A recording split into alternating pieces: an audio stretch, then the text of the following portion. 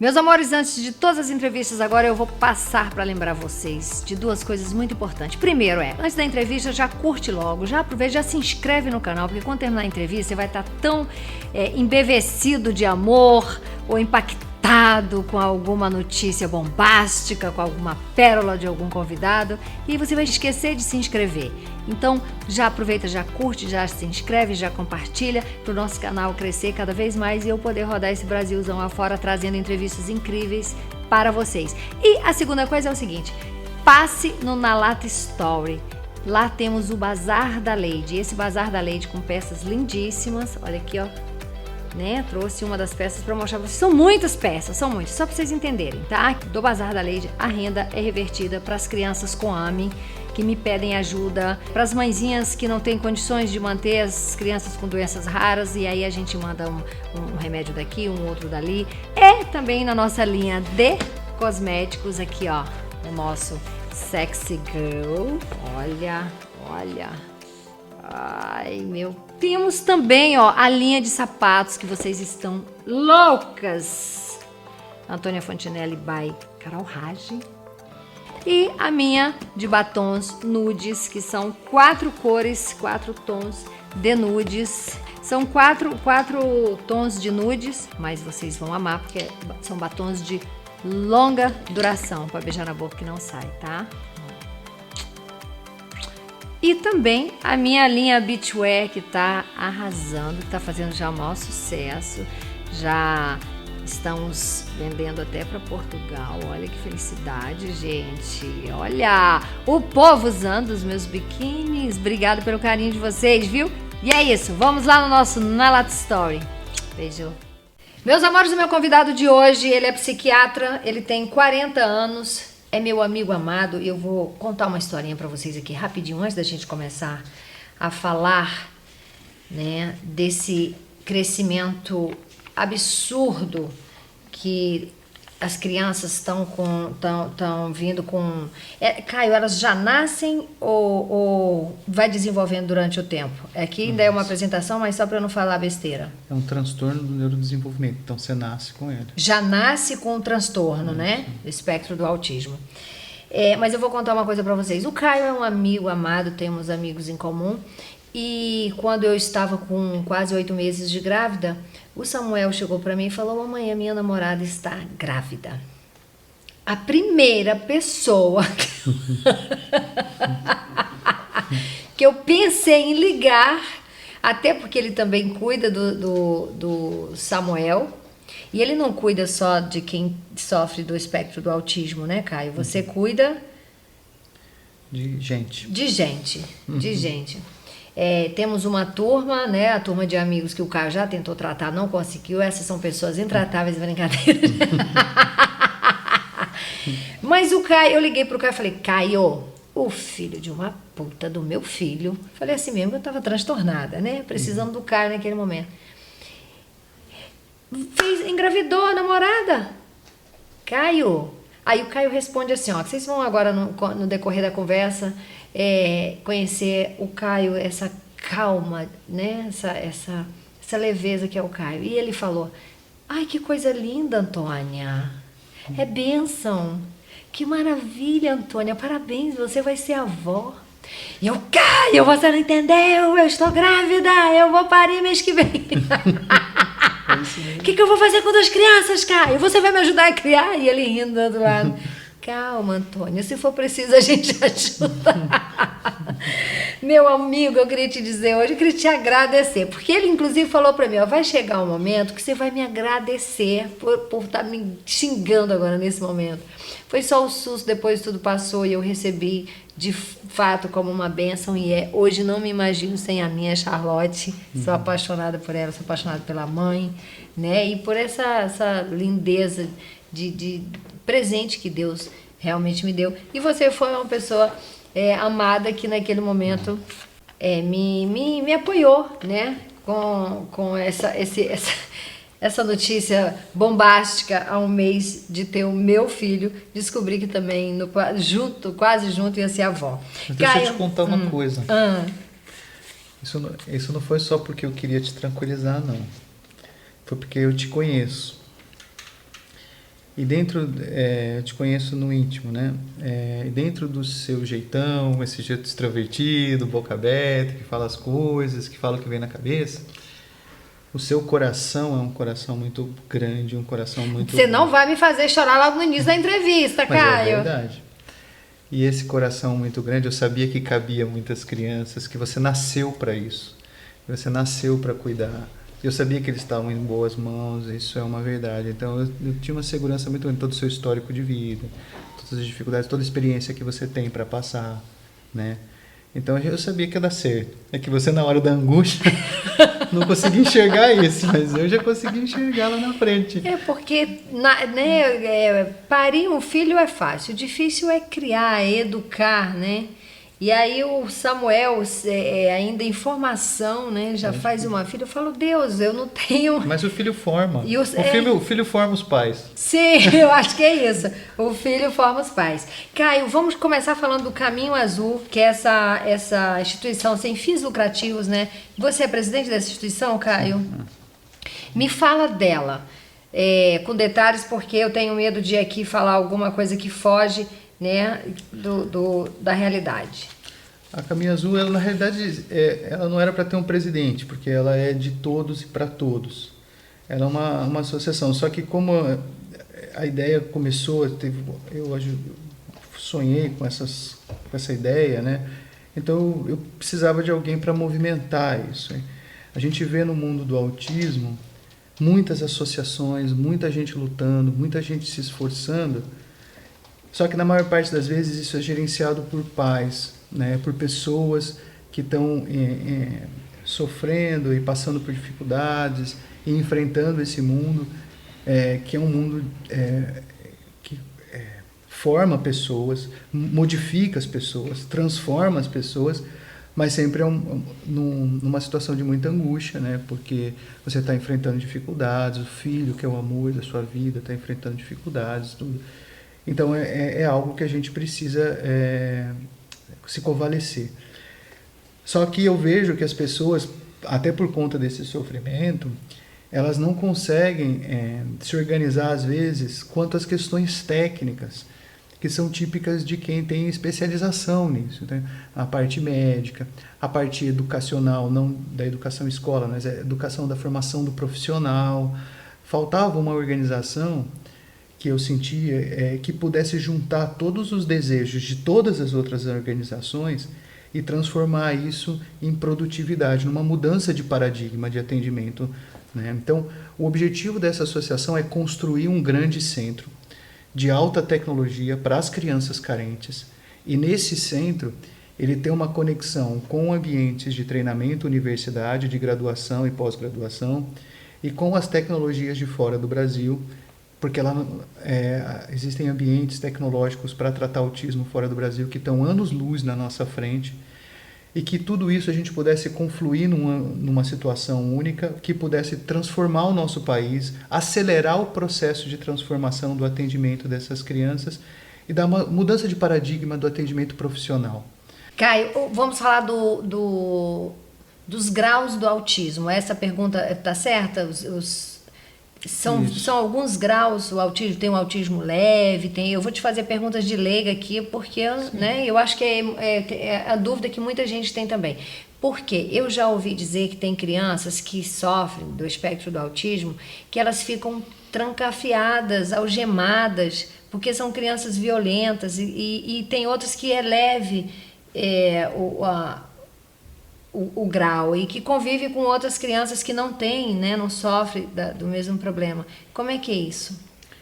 Então, o ser humano está tentando classificar, né? A gente está aprendendo muito nos últimos 20 anos sobre o que é o espectro do autismo, sobre como ele funciona, e o que a gente vem aprendendo é que ele é um transtorno multissistêmico, ele não é um transtorno que afeta só o cérebro, né? Você tem alterações no sistema imunológico, você tem alterações no sistema endócrino, mexe em hormônios, no funcionamento das células, no intestino, por conta dessas alterações imunológicas. Então, ele é muito complexo. Ele é um problema do neurodesenvolvimento em que você nasce com essas alterações, só que os sintomas eles começam a aparecer e irem se modificando ao longo do desenvolvimento. Vão avançando, então? Não, eles vão mudando, não é sempre avançando. Às vezes você tem uma regressão, às vezes você tem uma evolução rápida, às vezes você tem uma mudança de paradigma. Então a criança está de um jeito, tem um quadro, depois está de outro quadro. Então por isso que é muito difícil classificar. Por exemplo, Samuel tinha um amiguinho, ele estudou 3 anos com esse amiguinho. E ele gostava de brincar, porque a gente morava bem próximo, morava em Botafogo. Ele não falava. E eu não conseguia entender como que o Samuel conseguia ser amigo dele e desenvolver ali. Eles brincavam, mas ele não falava. E a mãe, inclusive era minha gerente no banco, a mãe falava que também na escola ele não falava, em casa ele não falava. Isso é um aspecto do autismo? Pode ser. Tem transtornos específicos de linguagem, onde só a linguagem é afetada, mas como a linguagem é um dos primeiros sintomas a chamarem a atenção de todo mundo, então ele é o sintoma mais evidente, assim, que uma criança passou de um ano e meio, não está falando, já começa a chamar a atenção dos pais, da escolinha, das famílias. Então é um sintoma que fica muito evidente. E normalmente as pessoas investigam o autismo quando estão com ausência de fala.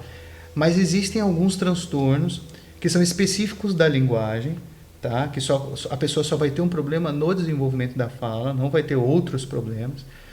E aí que não seria o autismo, né? Tem alguns transtornos psiquiátricos, por exemplo, o mutismo seletivo, onde as crianças elas ficam às vezes muito reservadas, elas não falam em público, não falam com as pessoas, e como elas são muito tímidas, então lembra um problema social também, um sintoma no âmbito social, mas que às vezes não é o autismo, mas se assemelha muito ao autismo. E quando a criança é muito pequenininha, isso pode confundir. Mas voltando aos graus, então essa variação de sintomas, Antônia, elas acabam gerando uma confusão na hora de você classificar. Você, leve, moderado e grau. Porque, por exemplo, eu posso estar leve hoje e amanhã está grave. Então, e depois está leve de novo. Mas eu li um pouco a respeito que dizia que esse grau leve, ele fica ali, ele não tem cura, mas que ele também não tem avanço. Não. Pode ter avanço. A questão é sempre o tratamento, tá? E o problema dos tratamentos é que não existe uma fórmula mágica. Cada criança precisa de uma análise específica daquilo que ela precisa. Né? Então as pessoas às vezes buscam, aquilo foi bem para o meu filho, então eu vou para o filho do fulano, também vou fazer para o meu filho. E às vezes o que funcionou para o outro não funciona para o meu. Então isso é um pouco complicado de avaliar. Agora, a classificação mais atual que existe da DSM nova e da CID nova, CID é a classificação internacional das doenças e a DSM é uma classificação americana, né? A outra é da Organização Mundial de Saúde e tem a americana. Eles estão tentando classificar e eles chegaram num denominador muito, muito interessante agora, nessas novas classificações, em que eles classificam a gravidade pelo nível da linguagem, pelo nível da inteligência. Né? Então você pega a criança no seu melhor estado, né? No seu estado de estabilidade, porque se ela estiver em fase de crise, não dá para avaliar. Se ela estiver numa fase inflamatória, porque eles, por conta de ter alteração no sistema imunológico, ficam muito gripados, tem muita alteração no intestino, tem muita alteração sistêmica, ficam mais doentes do que as outras crianças. Então, você tem que pegar ele no estado de estabilidade, aí você avalia. Então, quando você pega ela no estado de estabilidade, avalia. Aí você vai ver o nível da linguagem e o nível da inteligência. E aí você classifica a linguagem em leve, moderada, grave, e a cognição em leve, moderada e grave. E essas duas classificações juntam para você entender. O que as pessoas têm que entender, que é muito importante, os leigos e as pessoas têm que entender, é que essa classificação não é estática. Então, eu posso estar hoje no grave e amanhã está no moderado. Aí eu faço tratamento e depois eu vou para o leve. Né? Aí eu posso, por exemplo, ficar doente, pegar uma gripe e meu filho regride, vai para o dá no leve, vai para o moderado. Entendeu? Aí depois sara da gripe, vai para o leve de novo. Então, esse é um processo que não determina o prognóstico da criança. Não é determinista nesse estado. Então, isso é muito importante, porque senão as pessoas ficam assim, não, meu filho é grave, agora então vai ser grave para sempre, e não é assim, tá? É um processo dinâmico, tá? E quais são as características, Caio? Então, a gente tem, primeiro, um quadro de alteração de linguagem importante, a gente tem uma alteração no cérebro social, tá? Que vai desde um alinhamento da criança ficar totalmente alheia ao ambiente, até quadros muito leves, onde a criança tem só uma inadequação social. Você percebe que ela é um pouco mais exagerada socialmente, que ela tem um comportamento social um pouco mais irritadiço, ou às vezes até feliz demais, ou às vezes um pouquinho mais impulsiva, né? Isso é um quadro, ou uma alteração na reciprocidade social. Você vê que quando um adulto ou quando alguém propõe uma coisa para o ambiente, as crianças elas pegam e aceitam aquela proposta, vai. Aquela criança ela sempre tem um pouco de dificuldade em aceitar a proposta do ambiente. Às vezes ela aceita, mas ela fica um pouco inadequada. Às vezes não, ela é muito inflexível. Essa é uma característica também. As crianças são muito inflexíveis. Elas querem tudo do jeito delas. Porque por conta dessa dificuldade na reciprocidade social, ela quer tudo muito do jeito dela. Então ela passa a ser às vezes uma criança que parece ter uma oposição. Os pais acham que ela tem muito problema de comportamento, que é muito comportamental, mas na realidade é da inflexibilidade. É o jeitinho que elas funcionam. E por conta disso elas têm um comportamento repetitivo. Elas gostam de ficar repetindo sempre as mesmas coisas.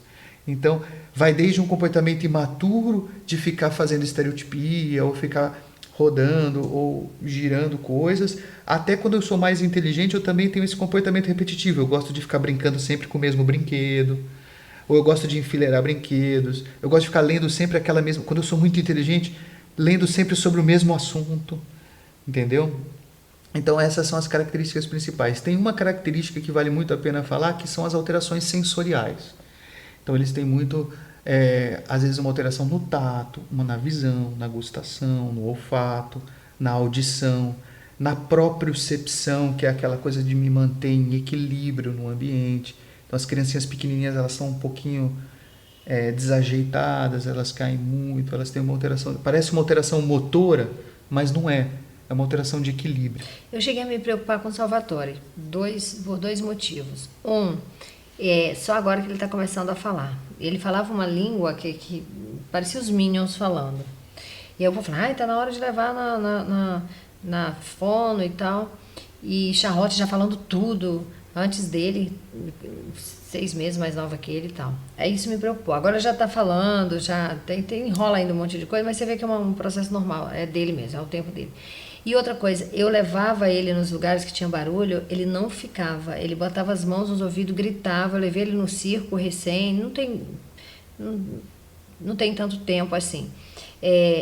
Enquanto ele não saiu, ele não parou de chorar. Uhum. O barulho vinha, ele gritava e tremia e me abraçava e tal. Aí fui lá para fora com ele e a Charlotte ficou lá com a mãe assistindo e o pai assistindo o espetáculo. E eu fiquei pensativa, falei, vou ligar pro Caio para ver o que é isso. Só que aí depois disso já testei, levei recentemente agora num outro evento com barulho, e ele de boa. Então não sei se é fase, não sei se é esse... Esses medos que eu tinha relacionado, que eram características, assim, que podia, né, pensar em levar no médico, assim, já passou. Eu já tive com ele alguns dias, né, brincando com ele. Eu acho assim, toda alteração que a gente tenha de linguagem, de senso de percepção, ela precisa ser avaliada. Não por conta do espectro do autismo, mas porque pode ser alguma coisa sensorial, porque existem transtornos específicos sensoriais e eles interferem na linguagem. Sim. Tá? A alteração sensorial interfere na linguagem, porque o alicerce do desenvolvimento do cérebro até o 1º ano é a conectividade da senso-percepção e da motricidade. Em cima desse alicerce da conexão da senso-percepção e da motricidade, eu construo 3 prédios. O da linguagem, o socioafetivo e o prédio cognição. Então, se eu não tenho esse alicerce bom da senso-percepção, eu posso ter distúrbio de linguagem, eu posso ter alteração na cognição e eu posso ter uma alteração no meu cérebro socioafetivo. Então, dependendo do impacto, porque assim, essa história de dar nome para as coisas, né, assim, autismo, déficit de atenção, é o ser humano tentando entender neurodesenvolvimento. Sim. Né? Só que tem variações disso. Tem pacientes que vão ter só uma alteração sensorial, tem pacientes que vão ter só uma alteração de linguagem, tem pacientes que é só uma questão do cérebro social, tem pacientes que têm uma sensibilidade ao ambiente diferenciada, mas faz uma grande conexão e tem uma supercognição, e são super inteligentes. Na realidade, em vez de ter deficiência cognitiva, eles têm uma cognição acima do normal. Existe uma variação que é infinita.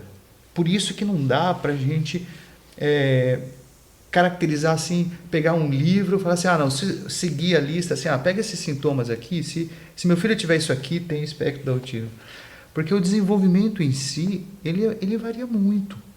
Para essas mãezinhas, vamos falar para essas mãezinhas que elas assistem aqui o canal, porque todo mundo hoje tem um aparelho, né, de telefone e tem acesso a isso. Mas tem um filho autista e não tem condições de tratar, não tem condições de vir no Dr. Caio, não é? O que está sendo feito? Você sabe o que está sendo feito para ajudar essas crianças? Por exemplo, não é, eu acho que essas crianças têm uma avaliação para entrar numa escola e de repente não são aprovadas. Existe isso? Olha, o que eu recomendo para os pais é porque assim, tem muitos pais lutando pelos pais.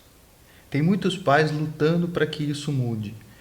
Eu, conforme fui crescendo assim na minha vida, eu fui conhecendo pais que se embrenharam muito, que lutaram muito para a melhoria das condições dos atendimentos, do entendimento do autismo, do aprendizado, né? O pessoal que eu conheci mais foi o pessoal do Mundo Azul, né? O pessoal do Priority, o pessoal de várias clínicas, o pessoal da AMA, o pessoal do Autism Speaks. O que eu sugiro é, primeiro, conheçam os seus direitos. Porque tem muita lei nova para inclusão em escola, para atendimento, para que o plano de saúde passe a aprovar os atendimentos. Procure uma assessoria jurídica. Eu estou com uma amiga que está com um projeto de lei batalhando, já trabalhou com o Romário, que tem uma filha, né, que sofre do espectro do autismo, batalhando, e o projeto está lá engavetado, ninguém aprovou, ninguém fez nada. Eu falei, se o senador Romário, que tem uma filha assim, não conseguiu fazer muito, né? Ele aprovou algumas leis, né, de inclusão, mas política é uma coisa complexa.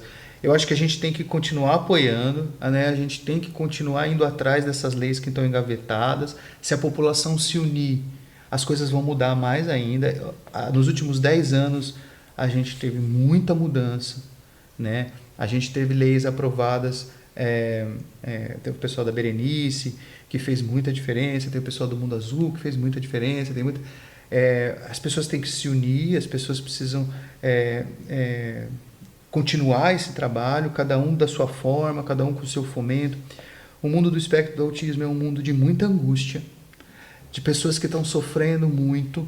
Então, mesmo quem está batalhando, quem está construindo, quem está crescendo, quem está mudando leis, são pessoas que muitas vezes são pais, que sofrem muito, que passaram por muitas dificuldades. A gente não pode ficar relevando picuinha de briga, porque esse falou aquilo. Não pode ser um mundo político, que é um mundo de todo mundo que tem que se unir em prol disso. Mas já existe muita mudança.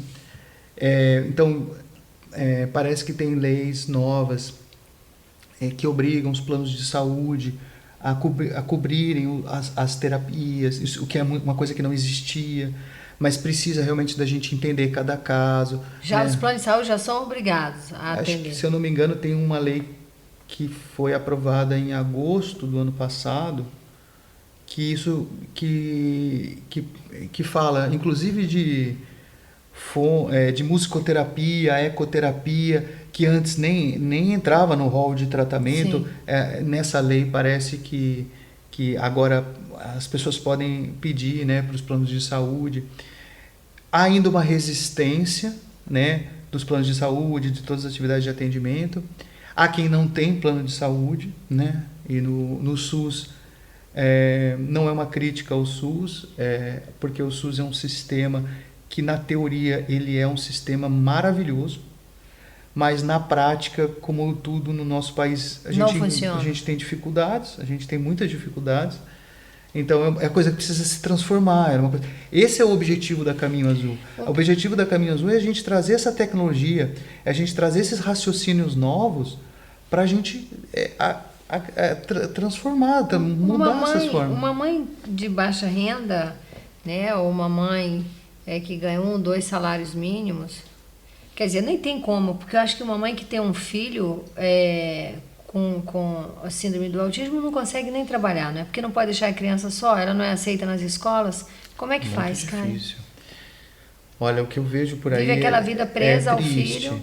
É triste, como vocês veem às vezes em alguns programas de televisão, que as pessoas vão entrevistar essas pessoas, porque o que acontece? O problema do paciente com autismo não é o tratamento do autismo propriamente dito. O tratamento do autismo é um problema, porque a gente não tem lugares que são bons tecnicamente para cuidar. E não é por falta de amor, por falta de dedicação das pessoas que estão trabalhando nos CAPs. Eles têm um entendimento sobre o autismo, eles têm carinho, eles se dedicam, eles são pessoas. Só que quando a gente está descobrindo, por exemplo, hoje em dia, que 80% das crianças têm distúrbio mitocondrial. Isso é o quê? É um distúrbio energético do corpo, que faz com que eles não durmam, com que eles inflamem o corpo inteiro, com que eles tenham alteração no sistema imunológico, Meu Deus. com que eles tenham alteração no sistema gastrointestinal. A gente tem pedido avaliação gastrointestinal para as crianças com autismo com um gastroenterologista, um médico gastroenterologista. E mais de 60% deles vêm com gastrite, duodenite, esofagite, colite. Tá? Então, o que acontece? A gente encaminha para os especialistas. Então, você imagina que as crianças tendo crise e a gente dando remédio psiquiátrico, achando que é um problema psiquiátrico, e na realidade a criança está com gastrite. É físico. Então, como que uma pessoa num ambiente de um CAPS, por exemplo, que não tem esse suporte de um gastropediatra, de um imunologista, eles são muito alérgicos, eles precisam de terapias imunológicas, Sim. de estabilizadores imunológicos, eles precisam de dessensibilização imunológica, eles são tratamentos imunológicos complexos, então eles precisam de grandes clínicos, sabe? Então a gente precisaria, para cuidar bem de um autista, a gente precisa de uma rede de atendimento multidisciplinar médica. Agora vem a ideia dos eletrônicos, que os eletrônicos inflamam também o cérebro. Sim. Né? Então os eletrônicos inflamam o autista 8 vezes mais do que inflamam a gente. Gente, então passar longe de celular, criança Muito. que tem... Qualquer criança, né? Precisa ter estratégia para usar o celular. E o pior é que assim, quando você dá um celular para uma criança com autista que estava em crise, ela entra em hipnose e aí ela dá uma baixada na bola, os pais... Nossa, vira uma maravilha. Só que enquanto isso o cérebro está inflamando. Aí na hora que tira o celular, a criança entra em crise. Aí fica aquela coisa de vício, né? Porque eu dou para tirar, mas aquilo está me alimentando a crise e fica uma bola de neve. Então tem essa também, é um mundo que inflama muito.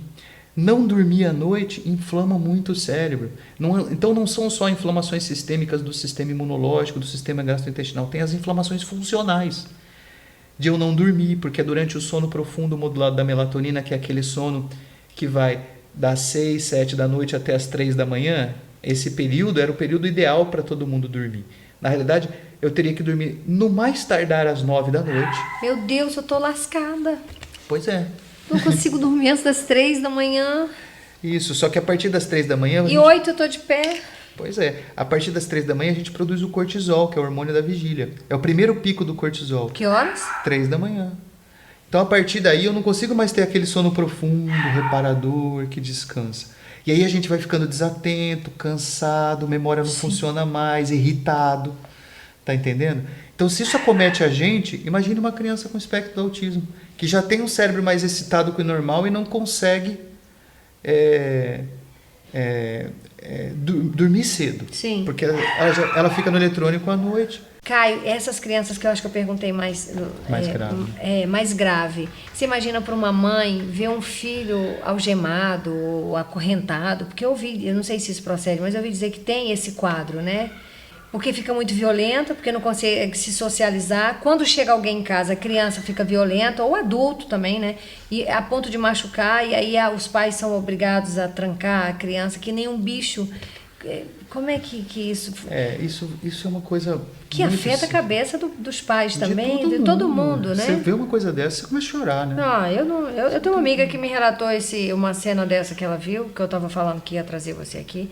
Eu fiquei com meu coração sangrando, nem deixei ela desenvolver, porque eu não consigo imaginar um troço desse. É difícil. Isso vem de um problema, não é só do autismo. Esse é um problema da saúde mental do nosso país. Isso para vocês entenderem, que não é uma crítica à saúde mental, porque senão as pessoas não entendem. Esse sistema novo antimanicomial, ele é maravilhoso. É o sonho de todo mundo a gente conseguir tratar as pessoas sem um ambiente de internação, de inclusão. Mas as pessoas não conseguem entender que, como qualquer doença, se você tem um problema no coração, se você tem um problema dermatológico, se você tem um problema na visão... Tem que procurar um especialista. Não, se você tiver uma fase aguda, você tem que internar no hospital. Sim, sim. Não é para você ficar internado lá,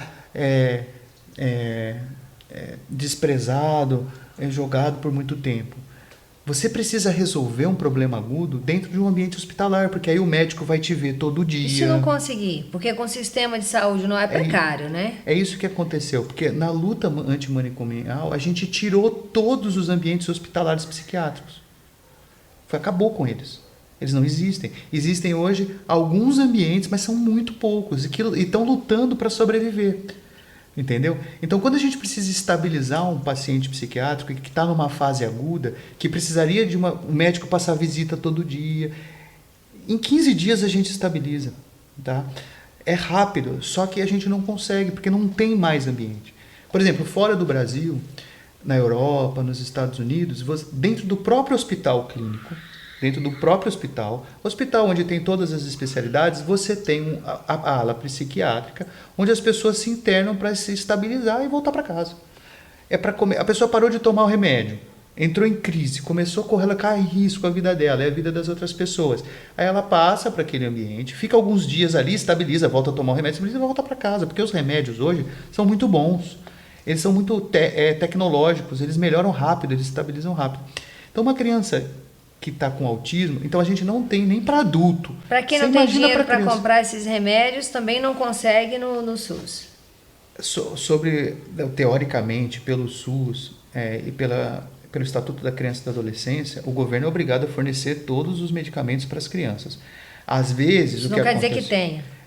Às vezes o que acontece é que tem muita burocracia, as pessoas são mal assessoradas juridicamente. Os ministros da Saúde, pelo amor de Deus, vamos desburocratizar, que esta é a palavra predileta do nosso presidente, desburocratizar essas pendengas da saúde. Você vê, Caio, saindo aqui um pouco do autismo, eu ajudo algumas crianças com me ajudo sim, ajudo nada, sabe? Mas o pouco com Deus é muito. 3 milhões de reais, uma dose de uma vai. Onde você viu isso, Caio? 3 milhões de reais é papo de maluco, sabe? Não existe, é surreal. As pessoas não têm não tem dinheiro para morar. Como é que vai comprar uma dose de vacina de 3 milhões de reais, sabe? Às vezes o Estado, vem o juiz e autoriza, aí o Estado nega, aí fica aqui brigando, né? Ou brincando com a vida das pessoas. Aí eu só penso nesses pais que não têm condições de sair para trabalhar, porque tem que cuidar desse filho que já está num grau avançado, que tem que ficar algemado, acorrentado para não agredir as pessoas, os vizinhos, as visitas. Você imagina a tristeza que é um negócio desse? Aí vai num sistema um sistema público de saúde e aí você não consegue um remédio. Então, no CAPS, até tem leitos no CAPS. O CAPS é onde cuida de pacientes psiquiátricos, né? É o Centro de Atenção Psicossocial. Até tem leito que a pessoa pode dormir lá, ficar 2, 3 dias para estabilizar o quadro. Só que muitas vezes essas crianças estão instáveis não por um problema psiquiátrico, por um problema clínico. Aquilo que você falou. Então, o ideal seria a internação num hospital clínico, porque eu faço todos os exames, porque eu passo por especialistas, eu passo por cirurgião, passo por gastropediatra, passo por imunologista, para entender o perfil dessa criança. Só que realmente esses protocolos ainda não existem. É esse que é o problema. Meu Deus. Então esses protocolos precisam existir. Precisam existir até em hospitais particulares. Eu não estou falando nem do SUS. Tem hospitais protocolos de entendimento dessas questões do autismo. E de a gente poder se aprofundar para criar um movimento de cuidado específico. Ele precisa de técnicos e especialistas na área, porque a gente está falando de mudanças de paradigma dos últimos 5 anos, dos últimos 10 anos da ciência. Então não adianta a gente achar que a gente sabe tudo do autismo e que o que tem é bom, a gente está muito longe de entender e de ajudar. A gente está muito longe de ajudar. E é triste para mim, que me especializei na área, né, que eu tenho mestrado, meu trabalho de mestrado foi em autismo e tudo, ver que eu sou uma pessoa bem sucedida na vida, tenho lá a minha vida, tenho meu consultório, tenho minhas coisas, só que na minha especialidade, o planeta, quer dizer, o Brasil está muito ruim no suporte para essas crianças. Sim. Né? A gente tem lá quem tem um mínimo de condição recebendo coisas básicas, desesperados, né? A gente tem a maior parte dos médicos ainda aprendendo as coisas novas. Eu me coloco nessa posição porque eu tenho que estudar para aprender coisas novas. Eu estou vendo que a gente não sabe quase nada do que tem para saber. Então, e quem não tem condição, tá o Deus do Ará e está sofrendo muito. Então, a gente tem que fazer esse movimento de começar a unir os protocolos, de começar esse entendimento. Até essa foi a ideia da Caminho Azul, da associação, da gente criar um ambiente onde todo mundo senta e conversa. Vamos sentar e vamos conversar? Vamos tentar montar protocolos, vamos tentar começar a mudar. Porque senão a gente fica muito dependendo dos outros. Não, é porque é o político, é porque não tem vontade. Mas a gente também tem que fazer alguma coisa. Sim, claro. Né? E chamar a atenção do Ministério da Saúde, é certo? O Ministério da Saúde, para esse aumento. O que você acha, Caio? Por que você acredita a quem, ao quê? Não sei se acho que é isso, né? Acreditar ao quê esse aumento do autismo. Você acha que tem a ver com as grandes metrópoles? Você acha que tem a ver com a velocidade? Tem a ver com a internet, que está interferindo na vida de todo mundo, deixando todo mundo maluco? A gente está vivendo uma época, uma era, um momento de muita mutação genética de novo, que a gente chama. Depois das guerras mundiais, a gente está tendo um aumento muito grande de mutações genéticas, que nunca existiram na humanidade. Essas mutações às vezes são para coisas boas, às vezes são para coisas ruins. Sim. Então, por conta disso, a gente está tendo um aumento gritante em todas as doenças, todos os perfis de doença. Então, a gente está tendo câncer como a gente nunca teve. Sim. Doenças imunológicas como a gente nunca teve, doenças metabólicas, doenças do neurodesenvolvimento, doenças psiquiátricas, doenças neurodegenerativas, demência, Alzheimer, como a gente nunca teve. Então esse aumento ele não é específico do espectro do autismo. Então tem vertentes que vão falar que é uma coisa relacionada à vida moderna, tem vertentes que vão falar que isso está relacionado à poluição, ao uso de agrotóxicos. Agora, o Prêmio Nobel de Medicina de 2017 falando sobre a adaptação da modernidade ao estresse, o ciclo circadiano, isso esse negócio de ausência de sono, que a gente resolveu não mais dormir da forma correta, e isso está interferindo muito no processo de estresse e aí nas mudanças genéticas. Então, a gente tem assim, uma gama de fatores. Agora, de fato, a gente teve um aumento vertiginoso. Primeiro porque a gente começou a aprender o que é o autismo mesmo, e a partir daí a gente começou a diagnosticar mais gente. Quadros leves não eram diagnosticados e agora são diagnosticados. Segundo que a gente está tendo um aumento mesmo, vertiginoso. Então, há 30, 40 anos atrás, a gente tinha 1 para cada 20 mil casos. 1 para cada 20 mil nascidos. Não. Agora a gente está com 2 para cada 100 nascidos. Aumento. É uma curva gigantesca. Então a gente já tem 1 para cada 50 nascidos e antes era 1 para cada 20 mil. Meu Deus, aumentou demais. Caio, tem algo que você queira falar, frisar, que a gente não falou aqui, que seja relevante aqui para somar, né, para essas pessoas que estão aí em busca de uma solução, né, ou de um alento que seja, né? Eu tenho. Tem uma coisa, gente, que a gente não pode faltar nunca na nossa vida. E isso não é algo de quem tem ou não tem dinheiro, não é algo de quem ou não tem ou não tem condição ou qualquer coisa, que é o amor. Tá? O amor de um pai, de uma mãe para um filho pode fazer milagre. Eu já vi isso acontecer. De pais e mães de não terem nada, não terem tratamento, e o amor, a dedicação, o carinho, a resignação, a paciência, fazer verdadeiros milagres. O amor das equipes, o amor das pessoas que trabalham com autismo, o amor das famílias entre si, as pessoas abdicarem das diferenças, das dificuldades. A gente tem que se unir em nome desse amor, né? Isso assim é algo que o nosso país tem de diferente dos outros países.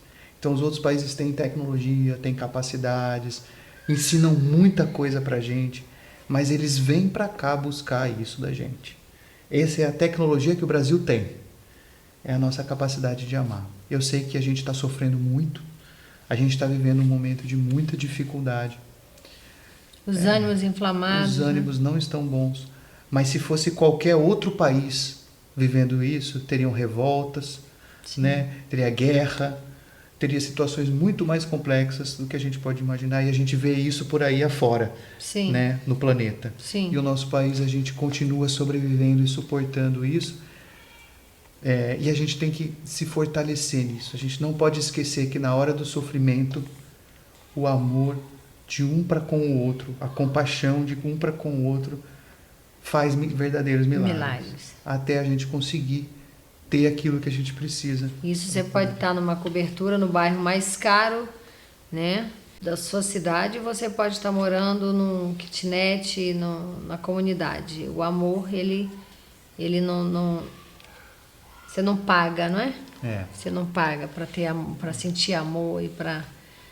Isso. É o antídoto que o Dr. Caio aqui está dizendo para você, mãezinha, paizinho, que no auge do seu desespero, você não sabe o que fazer. O amor.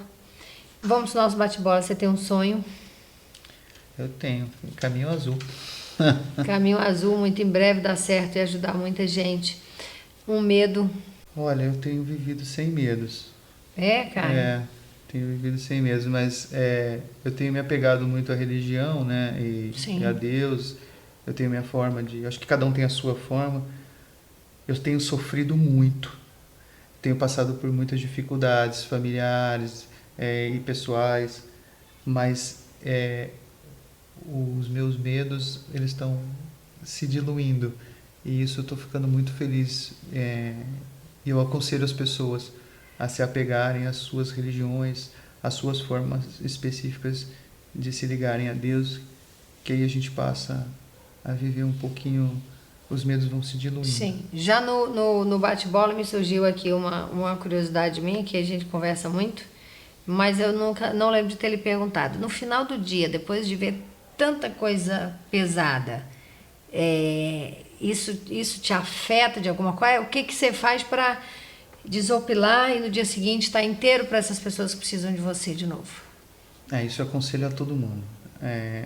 Antes de começar o trabalho de manhã, a gente tem um momento do próprio consultório, de todo mundo que trabalha comigo na minha clínica, funcionário, desde a secretária até o médico, todo mundo, a gente se reúne, cada um tem sua fé, cada um tem sua religião, mas a gente faz uma reunião ecumênica, uma corrente mesmo, a gente faz um momento de meditação em algumas palavras de pessoas do bem que a gente conhece, da Bíblia, de pessoas palavras que são motivacionais e são boas, e aí depois a gente faz uma oração. E no final, a mesma coisa. E quando a gente termina, a gente agradece, pede por aqueles que a gente sabe que estão com mais dificuldade, ora, e aquilo realmente tem um efeito que é uma coisa extraordinária. Eu sei que é difícil para um médico falar isso, para um médico que, nossa, estudioso, trabalha com ciência, tudo.